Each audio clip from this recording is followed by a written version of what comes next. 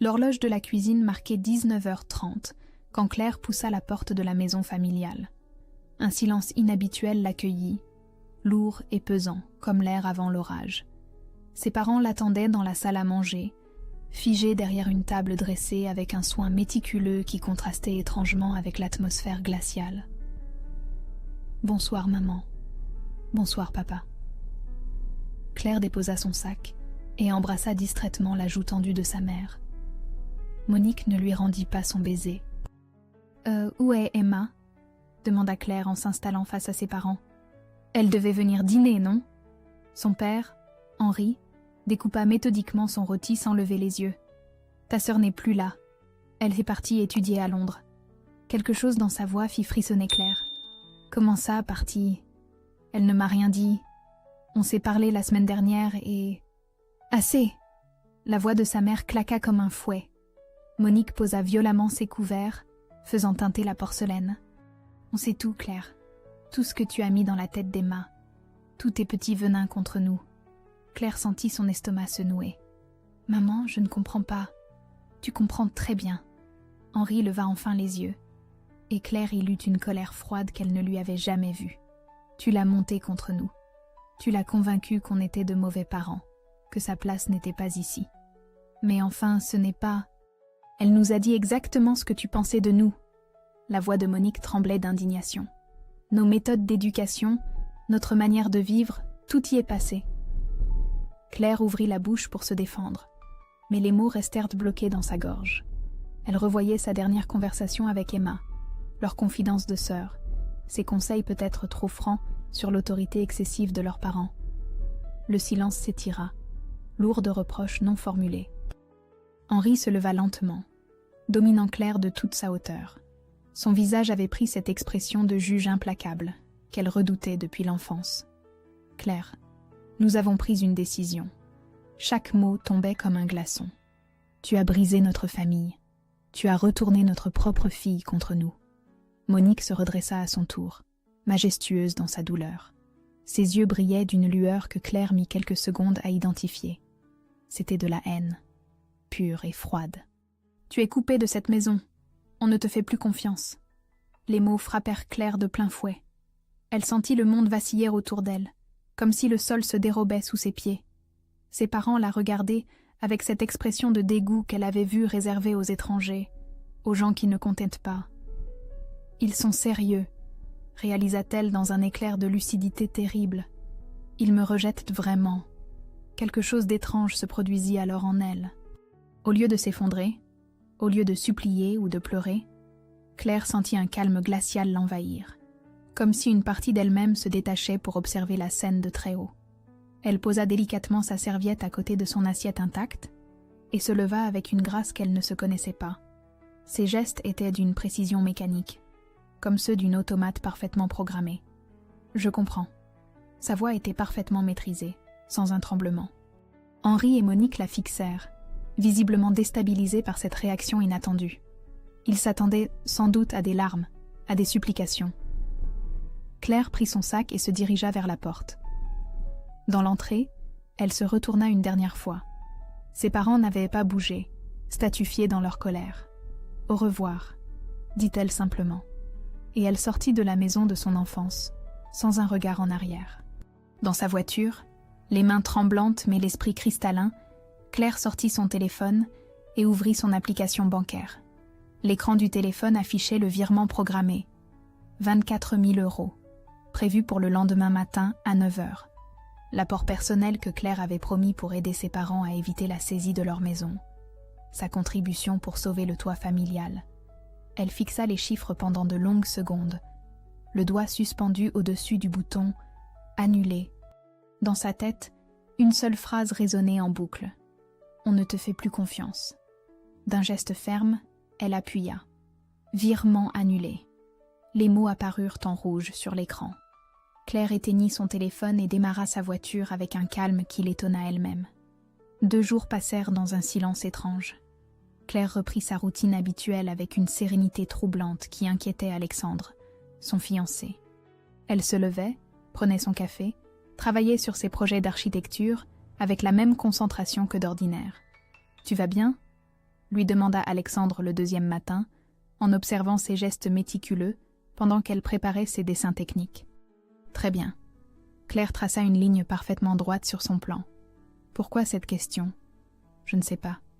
Tu sembles différente. Plus calme. Comment s'est passé le dîner chez tes parents avant-hier? Claire leva les yeux de son travail et sourit. Un sourire qui ne montait pas jusqu'à ses yeux. Tout va bien, Alexandre. Mes parents et moi, nous nous comprenons parfaitement maintenant. Quelque chose dans ce sourire fit frissonner Alexandre, mais il n'insista pas. Intérieurement, Claire observait, calculait, attendait. Elle savait exactement ce qui allait se passer. Monsieur Dubois, le conseiller financier de ses parents, découvrirait l'absence du virement. Il y aurait des appels paniqués, des explications désespérées à la banque. Puis viendrait l'inévitable. Ils auraient besoin d'elle. Le matin du deuxième jour, à 11h47 précisément, son téléphone vibra. Message de Monsieur Dubois. Claire, urgence absolue. Le virement n'est pas passé. On a un gros problème. Appelle tout de suite. Claire lut le message 3 fois, savourant chaque mot. Une satisfaction étrange l'envahit, mélange de tristesse et de justice rendue. Qu'est-ce que c'est? Alexandre, qui préparait ses affaires pour partir au cabinet, avait remarqué son expression. Rien d'important. Claire posa calmement son téléphone face contre la table et retourna à ses croquis. Claire. Alexandre s'approcha et lut le message par-dessus son épaule. Son visage blêmit. Mon Dieu, Claire, tu n'as pas... Elle leva les yeux vers lui avec cette même sérénité glaciale. J'ai compris, Alexandre. Ils ne me font plus confiance. Alors moi non plus. Mais c'est leur maison. Ils vont la perdre. Effectivement. Claire reprit son crayon et continua son dessin comme si de rien n'était. Le téléphone vibra à nouveau, puis encore. Les messages s'accumulaient, d'abord suppliants, puis inquiets, puis franchement paniqués. 15 appels manqués de ses parents en 1 heure. « Claire, réponds-leur !» Alexandre était livide. « Tu ne peux pas faire ça. » « Faire quoi ?» Elle ne leva même pas les yeux de son travail. « Respecter leurs décisions ?» Ils m'ont dit qu'ils ne me faisaient plus confiance. J'ai compris le message. Mais enfin, ils sont ta famille. Pour la première fois depuis 2 jours, Claire s'arrêta de dessiner. Elle posa son crayon et regarda Alexandre droit dans les yeux. Ce qu'il y vit le fit reculer instinctivement. « Ma famille vient de me dire que je ne suis plus la bienvenue chez eux, que je suis coupée de cette maison. » Sa voix était d'un calme effrayant. « Alors j'applique leurs règles, Alexandre. Exactement leurs règles. » Le téléphone vibrait toujours. Claire l'éteignit d'un geste décidé. « Tu réalises ce que tu es en train de faire ?» chuchota Alexandre, comme s'il craignait de la réveiller d'un mauvais rêve. Claire le regarda longuement, et pour la première fois depuis 48 heures, quelque chose de vulnérable apparut dans ses yeux. Une douleur profonde, soigneusement enfouie sous cette carapace de froideur. « Parfaitement, » dit-elle enfin. « Pour la première fois de ma vie, je vois les choses parfaitement clairement. » Elle ralluma son téléphone. 32 appels manqués. 17 messages. Tous de ses parents. Tous ignorés. 7 jours de silence radio. 7 jours pendant lesquels Claire avait maintenu sa routine imperturbable, malgré les dizaines d'appels manqués qui s'accumulaient sur son téléphone. Elle se levait, travaillait, souriait même parfois, comme si rien ne s'était passé. Alexandre, lui, devenait de plus en plus nerveux. Il partait tôt le matin, rentrait tard le soir, évitait son regard quand elle lui posait des questions sur sa journée. Claire l'observait avec une acuité nouvelle, notant chaque détail, ses réponses évasives, sa façon de détourner la conversation, ses gestes devenus mécaniques. Une intuition terrible germait en elle, mais elle la repoussait. Pas maintenant. Elle avait d'autres préoccupations. Ce 7e soir, vers 22 heures, quelqu'un tambourina à sa porte avec une violence qui fit vibrer tout l'appartement. Les coups résonnaient comme des battements de cœur affolés dans le silence de la nuit. Claire ouvrit sans regarder par le Judas. Elle savait. Son père se tenait sur le palier, méconnaissable. Henri, toujours si droit, si maître de lui, était défait. Ses cheveux habituellement impeccables retombaient sur son front moite. Ses yeux, injectés de sang, témoignaient de nuits sans sommeil. « Claire, ma petite fille. » Sa voix se brisa sur ces mots. « Il faut qu'on parle. On a fait une erreur. Une terrible, terrible erreur. Il entra sans y être invité, regardant autour de lui avec l'air égaré d'un homme qui découvre un territoire étranger. Ses yeux tombèrent sur la table où s'étalaient les croquis de Claire, témoins d'une vie qui continuait normalement. « Tu ne peux pas nous laisser perdre la maison, » dit-il en se tournant vers elle, les mains tremblantes. « Ta mère, Claire, elle fait de l'hypertension depuis 3 jours. Elle s'évanouit. Le médecin parle d'hospitalisation. » Pour un instant, une fraction de seconde, Claire sentit sa résolution vaciller. L'image de sa mère malade, cette femme qui l'avait bercée enfant, qui lui avait appris à faire de la pâtisserie, qui l'avait soignée durant ses grippes d'adolescente. Puis elle se ressaisit. « On ne te fait plus confiance. » Les mots résonnaient encore dans sa mémoire avec une netteté cristalline.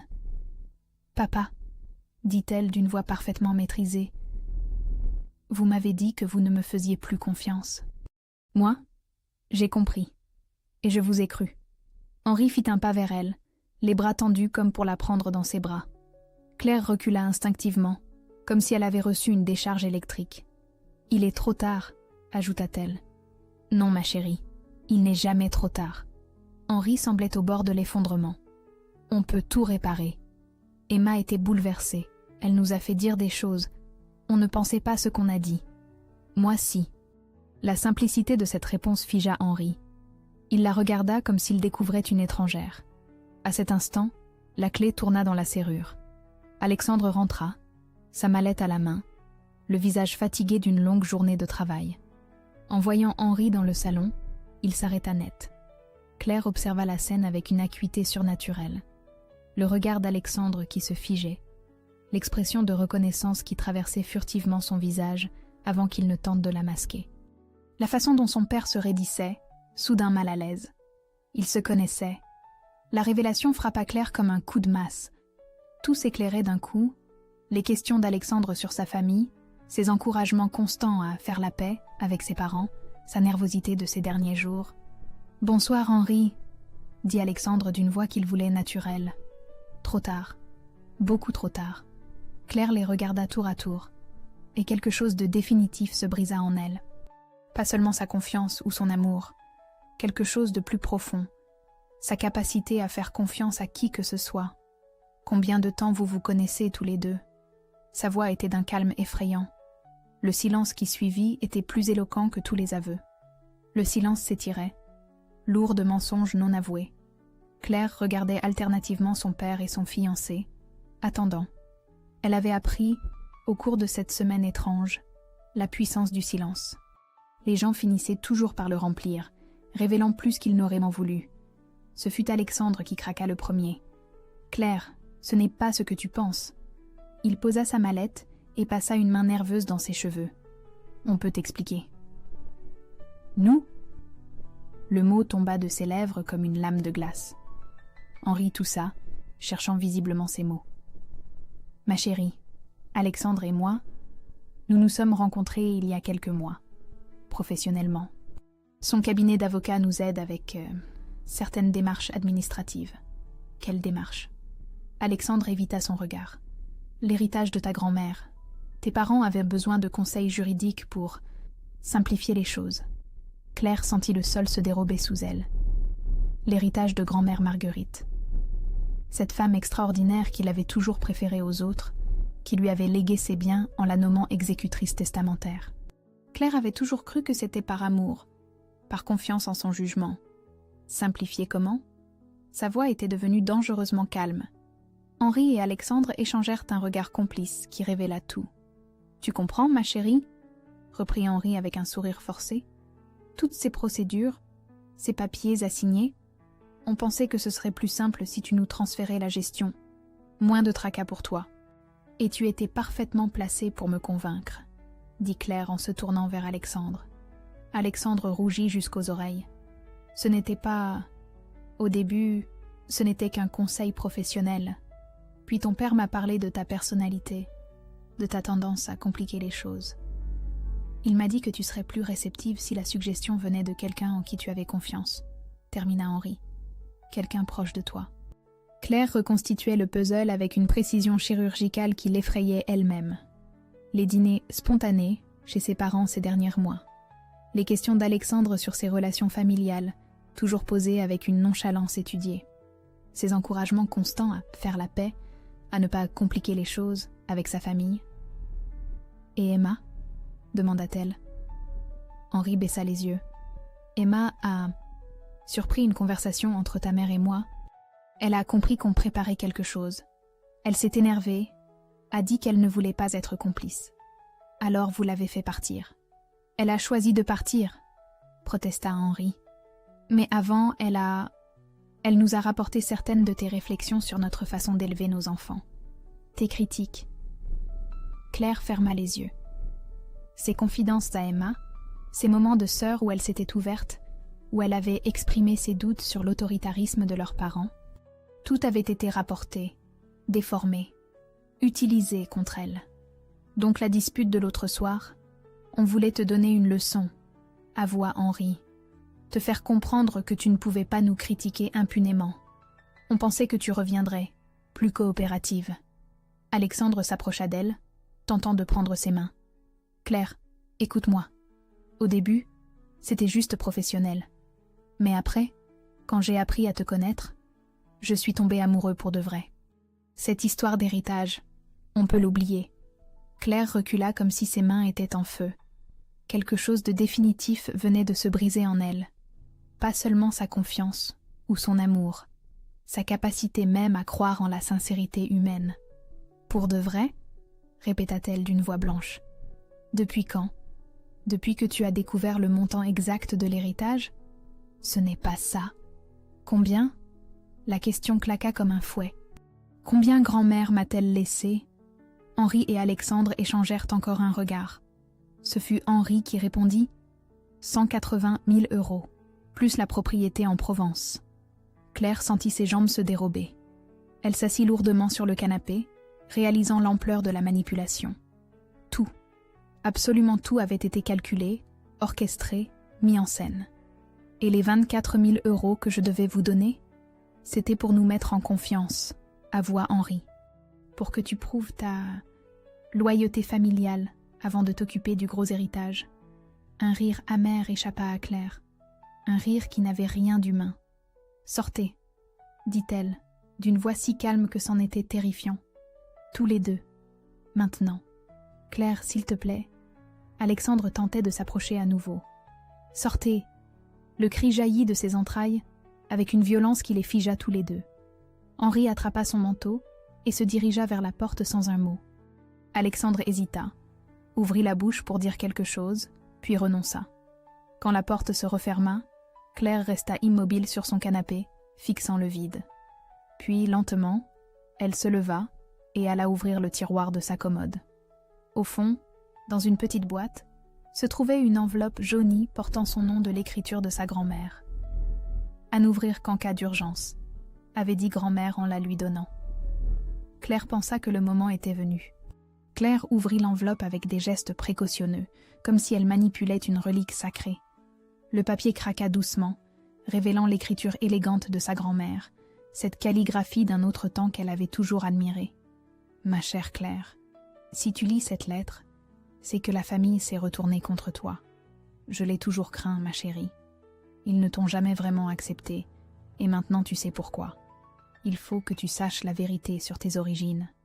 Henri n'est pas ton père biologique. » Claire s'interrompit, relut la phrase 3 fois avant de pouvoir continuer. Ses mains tremblèrent légèrement. « Ta mère a eu une liaison il y a 29 ans avec un homme merveilleux, un architecte comme toi d'ailleurs. Elle était jeune, malheureuse dans son mariage arrangé avec Henri. Quand elle a découvert qu'elle était enceinte, elle a choisi de faire croire à Henri que tu étais de lui. Je suis la seule à avoir toujours su. Ta vraie ressemblance n'était pas avec nous, mais avec cet homme que tu n'as jamais connu.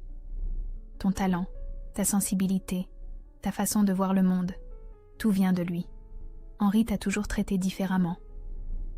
Oh, il n'était pas méchant, mais on sent ces choses-là, n'est-ce pas? Cette distance, cette froideur qui n'existait pas avec Emma. Maintenant tu comprends. C'est pour cela que je t'ai légué l'essentiel de mes biens, ma chérie. Pas seulement parce que je t'aimais plus que les autres, mais parce que je savais qu'un jour, ils te rejetteraient. Ils essaieront de te prendre ce qui t'appartient. Ne les laisse pas faire. Dans le coffre de la maison provençale, tu trouveras des documents qui prouvent tout ceci. Les vraies lettres de ta mère à cet homme, des photos. J'ai tout gardé par amour pour toi. Tu vaux mieux qu'eux tous, Claire. Tu portes en toi le sang d'un homme bien. Ne l'oublie jamais. Avec tout mon amour, grand-mère Marguerite. Claire replia lentement la lettre, la tenant contre son cœur. Tout s'éclairait enfin. Cette sensation d'être étrangère dans sa propre famille, cette différence qu'elle avait toujours ressentie sans pouvoir la nommer. Ce n'était pas de la paranoïa, c'était la réalité. Le lendemain matin, quelqu'un sonna à sa porte avec insistance. Claire ouvrit pour découvrir Emma, valise à la main et larmes aux yeux. « Claire !» Sa sœur se jeta dans ses bras. « Je sais tout. Papa m'a appelée hier soir, complètement paniquée. Il m'a tout avoué. La manipulation, Alexandre, l'argent. Je suis tellement désolée. » Elles s'enlacèrent longuement, et Claire réalisa qu'Emma était la seule famille qui lui restait vraiment. « Ils m'ont menti à moi aussi, » sanglota Emma. « Ils m'ont dit que tu étais devenue méchante, que tu voulais détruire la famille. J'ai cru que partir était la meilleure solution. Tant tu n'y es pour rien, » la rassura Claire en caressant ses cheveux. « Nous avons été manipulées toutes les deux. » Emma se redressa, essuyant ses larmes. « Il faut que tu saches autre chose. Papa est allé voir un avocat hier soir. Un autre avocat. Ils vont contester le testament de grand-mère. » Claire sourit pour la première fois depuis une semaine. Un sourire qui n'avait rien de doux. Qu'ils essaient. J'ai quelque chose qu'ils n'ont pas. « Quoi ?» demanda Emma, intriguée. Claire lui tendit la lettre de leur grand-mère. La vérité. Emma lut en silence, ses yeux s'agrandissant au fur et à mesure. Quand elle termina, elle regarda Claire avec un mélange d'incrédulité et de compassion. « Mon Dieu, tu n'es pas... Ça explique tellement de choses. Papa m'a toujours traitée différemment. Maintenant je sais pourquoi. » Claire récupéra la lettre et la rangea soigneusement. « Et je sais aussi pourquoi ils veulent cet héritage. Ce n'est pas seulement l'argent. C'est leur façon de me punir d'exister. » Emma la prit par les mains. « Qu'est-ce qu'on va faire ?» Claire la regarda avec une détermination nouvelle, forgée dans la douleur mais trempée dans l'acier. « On va se battre, et on va gagner. Parce que cette fois, j'ai toutes les cartes en main. » Elle pensait déjà à la maison provençale, aux secrets cachés dans le coffre, aux preuves que grand-mère avait si soigneusement conservées. « Ils m'ont appris une chose importante cette semaine, » ajouta-t-elle.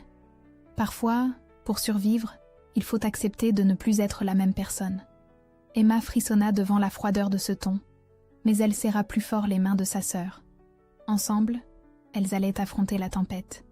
3 semaines s'écoulèrent dans une activité fébrile. Claire avait métamorphosé sa douleur en stratégie, sa colère en détermination. Elle engagea Maître Rousseau, une avocate de 50 ans réputée pour son implacabilité dans les affaires de succession. Une femme aux cheveux argentés et au regard d'acier qui ne perdait jamais. « Ils vont essayer de prouver que vous avez exercé une influence indue sur votre grand-mère », expliqua l'avocate lors de leur première rencontre. « C'est l'angle d'attaque classique. »« J'ai des preuves du contraire », répondit Claire en sortant une liasse de documents. Correspondance, certificats médicaux, témoignages. Grand-mère était d'une lucidité parfaite jusqu'à la fin. Maître Rousseau examina les papiers avec l'œil expert du professionnel. Excellente préparation. Mais votre père a engagé Maître Dubois, un redoutable adversaire. Et votre ex-fiancé? Alexandre représente maintenant mes parents, confirma Claire d'une voix neutre. Il connaît mes habitudes, ma personnalité. Il pensera avoir l'avantage. Vous regrettez cette rupture? Claire réfléchit un instant. Non. Il m'a rendu service. J'ai découvert qui j'étais vraiment. Pendant que l'arsenal juridique se préparait, Claire lança sa propre agence d'architecture avec une partie de l'héritage. Claire Création s'installa dans un élégant local du centre-ville. Son premier projet, la rénovation d'un ancien hôtel particulier, fit sensation dans le milieu professionnel. « Tu es rayonnante », lui dit Emma en visitant les bureaux flambant neufs. « On dirait que cette épreuve t'a libérée. » C'était vrai. Pour la première fois de sa vie, Claire se sentait entièrement elle-même. Fini les compromis familiaux, les attentes des autres, les concessions pour maintenir la paix. Elle existait enfin selon ses propres termes. Un week-end, elle décida de visiter la propriété provençale héritée de sa grand-mère. Une ravissante bastide entourée de lavandes, perchée sur une colline avec vue sur les vignobles. En explorant la maison, elle découvrit le fameux coffre mentionné dans la lettre. À l'intérieur, des lettres d'amour de sa mère à son père biologique, des photos d'eux ensemble, et surtout, un acte de naissance original prouvant sa filiation réelle. Grand-mère avait tout conservé, attendant le bon moment pour révéler la vérité. C'est en se promenant dans le village qu'elle rencontra Antoine. Il réparait la clôture de son vignoble quand leur chien s'échappa et vint droit vers Claire. Un golden retriever joyeux qui lui sauta dessus, couvrant sa robe blanche de terre. « Balou, au pied !» Antoine accourait, rouge de confusion. « Je suis désolée, madame. » Claire éclata de rire pour la première fois depuis des semaines. Un rire spontané, libéré, qui surprit Antoine par sa beauté. « Ce n'est rien. Il est adorable. » Antoine était un homme de 35 ans, au visage buriné par le soleil, aux mains de travailleur et aux yeux d'un bleu profond. Divorcé, père d'une fillette de 8 ans prénommée Chloé qu'il élevait seul. « Vous êtes la nouvelle propriétaire de la Bastide Marguerite ?» demanda-t-il en nettoyant maladroitement la robe de Claire. « Sa petite fille. Je viens de Paris pour régler quelques affaires. » Ils bavardèrent simplement, naturellement. Antoine ignorait tout de ses problèmes familiaux, de son héritage contesté, de sa bataille juridique. Pour lui, elle était juste Claire, une jolie Parisienne avec un rire merveilleux. « Papa, tu as trouvé Balou ?» Une petite fille aux couettes brunes arriva en courant, s'arrêtant net en voyant Claire. « Chloé, je te présente notre voisine. » La fillette la salua poliment, puis chuchota quelque chose à l'oreille de son père qui rougit. « Qu'est-ce qu'elle a dit ?» demanda Claire, amusée. « Elle trouve que vous ressemblez à une princesse, » avoua Antoine. « Désolé, à 8 ans, on n'a pas encore appris la discrétion. » Ce soir-là, Claire rentra à Paris avec un sentiment étrange. Pour la première fois depuis des mois, elle avait rencontré des gens qui l'appréciaient, sans arrière-pensée, sans calcul, sans connaître son histoire. En arrivant chez elle, elle trouva une assignation au tribunal. Le procès allait commencer dans 15 jours. Mais cette fois, en lisant les accusations de ses parents, Claire souriait. Elle avait les preuves, elle avait la vérité, et surtout, elle avait découvert qu'il existait encore des gens sincères dans ce monde. « Qu'ils viennent », murmura-t-elle en rangeant les documents. « Je suis prête. » Sur sa table de nuit, la photo de Chloé et Antoine qu'elle avait prise cet après-midi lui rappelait qu'il y avait une vie après cette guerre. Une vie où elle pourrait enfin être heureuse. Sans masque, sans mensonge, sans compromis. La salle d'audience du tribunal de grande instance était froide et impersonnelle. Claire entra avec maître Rousseau, le regard déterminé, vêtue d'un tailleur noir qui lui donnait une allure de guerrière élégante. Elle croisa le regard de ses parents assis à l'autre bout de la salle. Sa mère évitait soigneusement ses yeux. Henri affichait une détermination artificielle. Alexandre, en robe d'avocat, manipulait nerveusement ses dossiers. Quand leurs regards se croisèrent, il eut l'air d'un enfant pris en faute. « Nous allons demander l'annulation du testament pour influence indue », annonça maître Dubois, l'avocat des parents. Mademoiselle Claire a profité de la vulnérabilité d'une personne âgée en fin de vie. Le procès commença par une série de témoignages soigneusement orchestrés. Des voisins de grand-mère témoignèrent de la présence fréquente de Claire les derniers mois. « Elle venait tout le temps », affirmait Madame Perrault. « La pauvre Marguerite était si fatiguée. » Mais maître Rousseau contre-attaqua avec une précision chirurgicale. Elle présenta les certificats médicaux du docteur Lemaire. Madame Marguerite jouissait de toutes ses facultés mentales jusqu'à sa mort. Aucun signe de démence ou d'altération du jugement. Puis vinrent les lettres. Des dizaines de lettres écrites par grand-mère sur plusieurs années, détaillant ses intentions testamentaires avec une lucidité parfaite.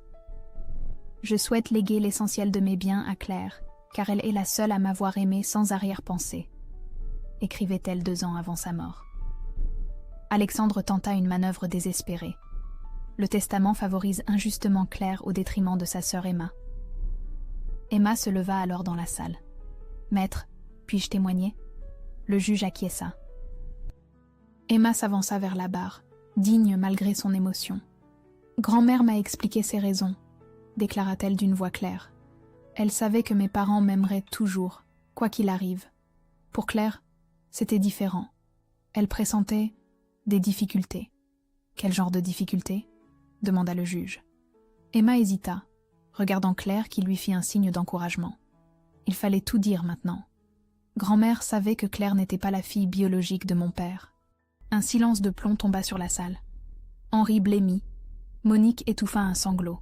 « Pouvez-vous préciser ?» insista le juge. Claire se leva lentement. C'était le moment le plus difficile de sa vie, mais aussi le plus libérateur. « Monsieur le juge, ma grand-mère a conservé tous les documents prouvant ma filiation réelle. » Elle tendit une enveloppe à Maître Rousseau. Lettre de ma mère, photo, acte de naissance original. Elle pressentait qu'un jour, ma famille légitime me rejetterait à cause de ce secret. Maître Dubois tentait désespérément de s'opposer, mais les preuves étaient accablantes. Alexandre, visiblement torturé, finit par craquer. « Je retire ma plaidoirie », annonça-t-il soudain. « Mes clients, non. Nous n'avons aucun droit sur cet héritage. » Henri bondit. « Alexandre, qu'est-ce que vous faites ? » « Je fais ce que j'aurais dû faire depuis le début, » répondit Alexandre en regardant Claire. « Je dis la vérité. Nous avons monté cette affaire par cupidité. Claire mérite chaque euro de cet héritage. » Le juge rendit sa décision immédiatement. Testament validé intégralement. Influence indue non retenue. Demande des parents rejetée avec dépens à leur charge. En sortant du tribunal, Claire croisa une dernière fois le regard de sa mère. Monique chuchota. « Tu as gagné, Claire. Tu as détruit ta propre famille. » Claire s'arrêta, se retourna lentement. « Non, maman. Vous l'avez fait vous-même, il y a 28 ans, quand vous avez décidé de me mentir sur mes origines. Moi, j'ai juste refusé de continuer à jouer votre jeu. » Henri s'approcha, le visage défait. « Claire, malgré tout, tu resteras toujours ma fille. » Pour la première fois depuis des mois, Claire sentit ses yeux s'embuer. « Non, papa, et c'est peut-être mieux ainsi. » Elle tourna les talons et sortit du tribunal. Dehors, Antoine l'attendait, Chloé dans ses bras. Il avait fait le voyage depuis la Provence pour la soutenir. « Alors ?» demanda-t-il simplement. « J'ai gagné, » répondit Claire. « Mais surtout, je suis libre. » Chloé lui tendit les bras.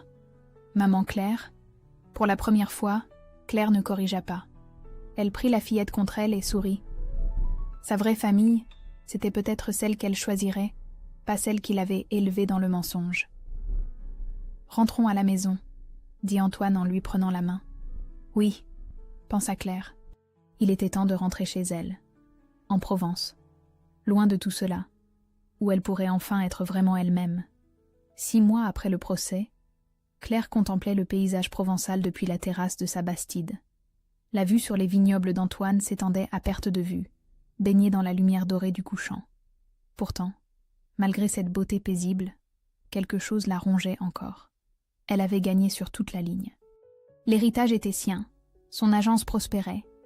Emma avait terminé ses études et l'avait rejointe comme associée. Leur première grande réalisation, la transformation de la Bastide en chambre d'hôte de charme, faisait sensation auprès de la clientèle parisienne en quête d'authenticité. Atelier des Sœurs était né, leur entreprise commune qui marchait au-delà de leurs espérances. Mais cette victoire avait un goût amer. « Tu penses encore à eux ?» demanda Antoine, en s'installant près d'elle, 2 verres de rosé à la main. Claire hocha la tête silencieusement. Henri et Monique avaient effectivement perdu leur maison, ruinée par les frais d'avocat et leurs dettes accumulées. Ils vivaient maintenant dans un petit appartement, leur fierté et leur statut social anéantis. Emma m'a dit qu'ils avaient déménagé dans le Var, murmura Claire. Papa travaille comme comptable dans une petite entreprise. À 60 ans, Antoine posa une main réconfortante sur son épaule. Tu n'y es pour rien, Claire. Ils ont fait leur choix. Je sais, mais parfois, je me demande si j'ai été trop impitoyable. Tu t'es défendue, c'est différent. Alexandre, lui, avait vu sa réputation d'avocat détruite. Ses associés l'avaient exclu du cabinet après le scandale du procès. Il exerçait maintenant seul, peinant à reconstruire sa clientèle. Emma l'avait croisé récemment à Marseille. Il avait l'air fantôme, avait-elle confié à Claire. Ce soir-là, Claire reçut une dernière lettre de sa mère. L'enveloppe, portant une adresse modeste du Var, avait mis du temps à lui parvenir. « Ma chère Claire, je t'écris cette lettre sans savoir si tu la liras. Peut-être que tu l'as déjà jeté en voyant mon écriture. 6 mois ont passé depuis ce terrible procès. 6 mois pendant lesquels j'ai eu le temps de réfléchir à tout ce qui s'est passé. À mes erreurs. À nos erreurs. Tu avais raison sur toute la ligne. Nous t'avons manipulé, trahi, rejeté. Nous avons instrumentalisé ton fiancé et monté ta propre sœur contre toi. Tout cela par cupidité et orgueil. Mais tu sais quoi, ma fille? Je ne te demande pas ton pardon. Tu as prouvé que tu étais plus forte que nous tous. Tu as gagné cette guerre que nous avons déclarée. Tu l'as méritée. Ce que je veux te dire, c'est que je me souviens encore de la petite fille qui pleurait quand elle écrasait une fourmi par accident. Cet enfant qui ramassait les oiseaux blessés, qui donnait ses jouets aux plus démunis. Cette petite fille existe encore quelque part en toi, je l'espère. Sois heureuse, Claire. Tu le mérites plus que quiconque. Et si un jour tu as des enfants, aime-les sans condition. Eux au moins n'auront jamais à douter de leur place dans ce monde. Ta mère qui t'aime malgré tout, Monique. Claire termina la lecture, les larmes aux yeux. Pour la première fois depuis des mois, ce n'étaient pas des larmes de colère ou de douleur, mais de soulagement. Un poids immense venait de s'envoler de ses épaules. Antoine la trouva dans le salon, la lettre à la main. Mauvaise nouvelle? Non, répondit Claire en essuyant ses joues. Pour la première fois depuis longtemps, de bonnes nouvelles. Ma mère, elle comprend enfin. Cette nuit-là, Claire dormit paisiblement pour la première fois depuis le procès. Elle rêva de la petite fille dont parlait sa mère, celle qui sauvait les fourmis et soignait les oiseaux blessés. Au réveil, elle sourit en entendant les rires de Chloé dans le jardin. Sa vraie famille était là, choisie et non subie. Emma qui préparait le petit déjeuner en chantonnant, Antoine qui s'occupait des rosiers, Chloé qui courait après les papillons. « Maman Claire !» appela la fillette.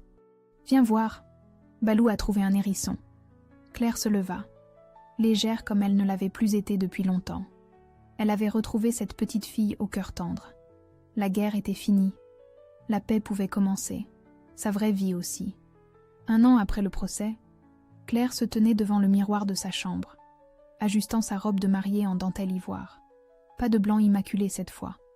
Elle n'était plus cette jeune femme naïve qui avait failli épouser Alexandre. Cette Claire-là était une femme qui connaissait la valeur des choses et des êtres. « Tu es magnifique », chuchota Emma en arrangeant son voile. Grand-mère aurait été si fière. Par la fenêtre, Claire voyait les invités s'installer dans le jardin de la Bastide. Une trentaine de personnes seulement. De vrais amis, des clients devenus proches, les voisins du village qui l'avaient adoptée.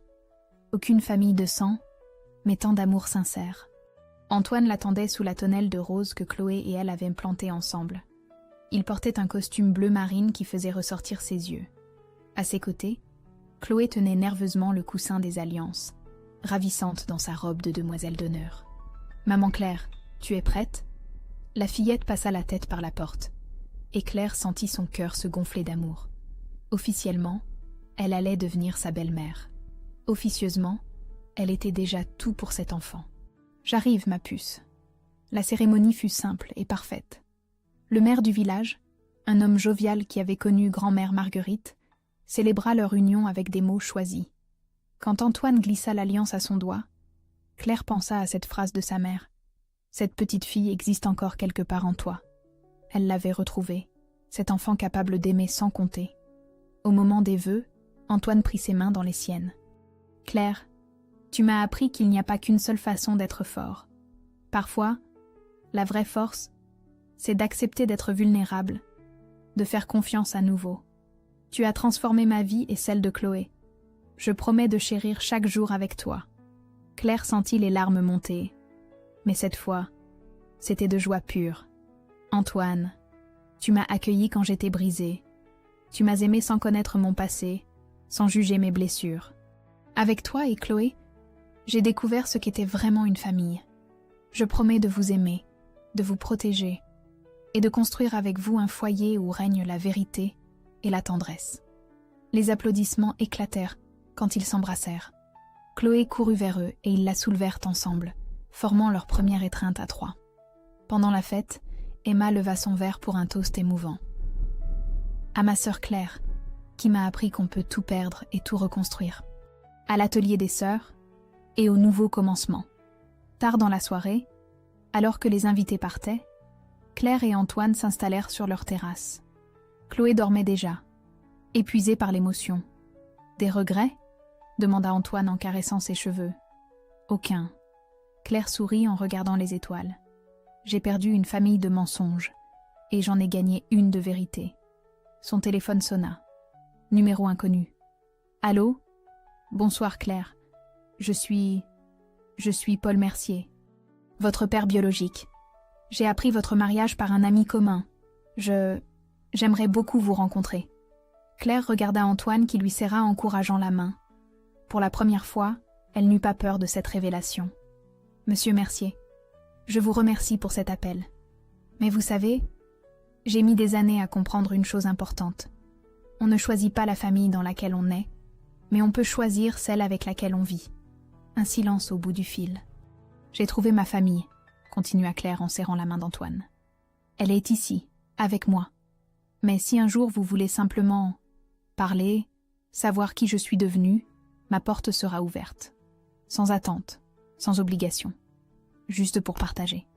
Merci, » chuchota l'homme. C'est plus que je n'espérais. Après avoir raccroché, Claire se blottit contre son mari. « Tu sais ce qui est merveilleux ? » ?»« Quoi ? » ?»« Pour la première fois de ma vie, je sais exactement qui je suis. Je suis Claire, femme d'Antoine, maman de Chloé, sœur d'Emma, architecte, survivante. Et ça me suffit amplement. Maman Claire. » Chloé apparut en pyjama, les cheveux ébouriffés. « J'arrive pas à dormir. » Claire lui ouvrit les bras. « Viens là, ma puce. » La fillette se glissa entre eux, et ils restèrent ainsi tous les trois sous les étoiles provençales. Claire pensait à cette phrase qu'elle avait prononcée il y a 1 an devant le tribunal. « Je comprends. » Aujourd'hui, elle comprenait enfin que comprendre, ce n'était pas seulement accepter la douleur. C'était aussi s'ouvrir au bonheur. Sa vraie vie venait de commencer.